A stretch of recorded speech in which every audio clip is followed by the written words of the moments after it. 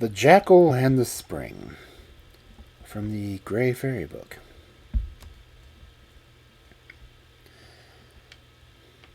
Once upon a time, all the streams and rivers ran so dry that the animals did not know how to get water. After a very long search, which had been quite in vain, they found a tiny spring, which only wanted to be dug deeper as to yield plenty of water. So the beasts said to each other, "Let us dig a well, and then we shall not fear dying from thirst." And they all consented except the Jackal, who hated work of any kind, and generally got somebody to do it for him.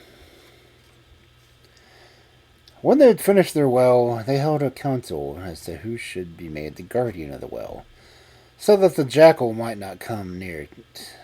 For they said, "He could not work, therefore he shall not drink." After some talk, it was decided that the rabbit should be left in charge. Then all the other beasts went back to their homes. When they were out of sight, the Jackal arrived. Good morning, rabbits."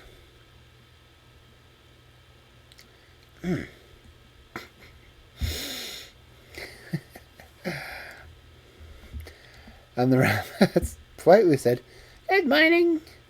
And the Jackal unfastened the little bag that hung at his side and pulled out a piece of honeycomb, which he began to eat. And turning to the rabbit, he remarked,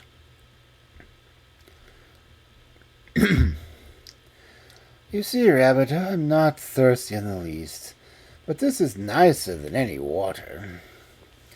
"Give me a bit?" asked the rabbit. So the Jackal handed him a very little morsel. "Oh, how good it is!" cried the rabbit. "Give me a little more, dear friend." But the Jackal answered, "If you really want me to give you some more, you must have your paws tied behind you, and lie on your back, so that I can put it into your mouth." Kinky.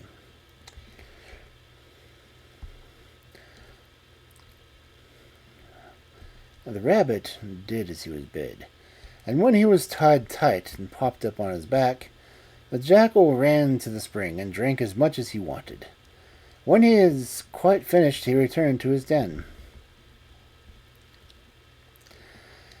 In the evening, the animals all came back, and when they saw the rabbit lying with his paws tied, they said to him, "Rabbit, how did you let yourself be taken like this?"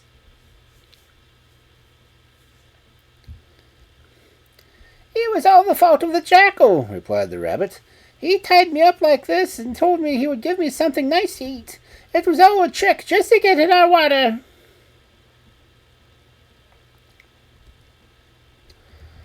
"Rabbit, you are no better than an idiot to have let the Jackal drink our water when he would not help to find it. Who shall be our next watchman? We must have somebody a little sharper than you." And then the little hare called out, "I will be the watchman." The following morning, the animals all went to their various ways, leaving the little hare to guard the spring. When they were out of sight, the Jackal came back. Good morning, little hare." And the little hare politely said, "Good morning." "Can you give me a pinch of snuff?" said the Jackal. "I am sorry, I have none," answered the little hare. The Jackal then came and sat down by the little hare, and unfastened his little bag and pulled out a piece of honeycomb. He licked his lips and exclaimed, "Oh, little hare, if only you knew how good it was." "What is that?" asked the little hare.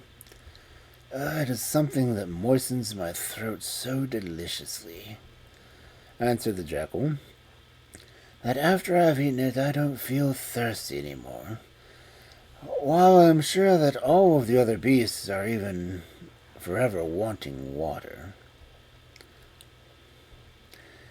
"Give me a little bit, dear friend?" asked the little hare. "Not so fast," replied the Jackal. If you really wish to enjoy what you are eating, you must have your paws tied behind you and lie on your back so that I can pour it into your mouth.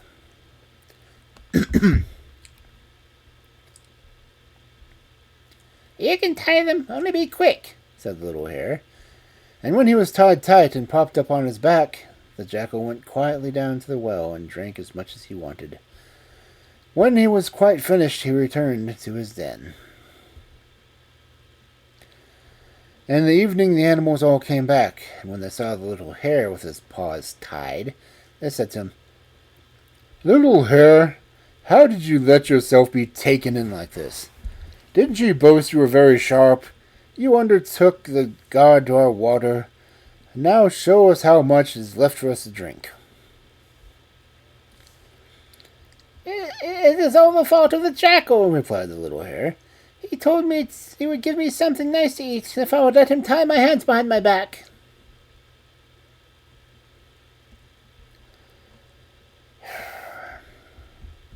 How many times have you heard that? No, hold on. And then the animal said, "Who can we trust to mount guard now?" And the panther answered, "That be the tortoise." The following morning, the animals all went to their various ways, leaving the tortoise to guard the spring. When they were out of sight, the jackal came back. "Good morning, tortoise, good morning." But the tortoise took no notice. "Good morning, tortoise, good morning." But still the tortoise pretended not to hear. Then the jackal said to himself, "Well, today I've got to manage a bigger idiot than before. I shall kick him on one side and then go and have a drink." So he went up to the tortoise and said to him in a soft voice, "Tortoise, tortoise." But the tortoise took no notice. Then the jackal kicked him out of the way and went to the well and began to drink. But scarcely had he touched the water than the tortoise seized him by the leg. The jackal shrieked out, "Ow, you'll break my leg!" But the tortoise only held on tighter. The jackal then took his bag and tried to make the tortoise smell the honeycomb he had inside. But the tortoise turned away his head and smelt nothing. At last the jackal said to the tortoise, "I should like to give you my bag and everything in it." But the only answer the tortoise made was to grasp the jackal's leg tighter. So matters stood still when the other animals came back. The moment he saw them, the jackal gave a violent tug and managed to free his leg. And then he took to his heels as fast as he could. And the animals all said to the tortoise, "Well done, tortoise. You have proved your courage. Now we can drink from our well in peace, as you have gotten better of the thieving jackal."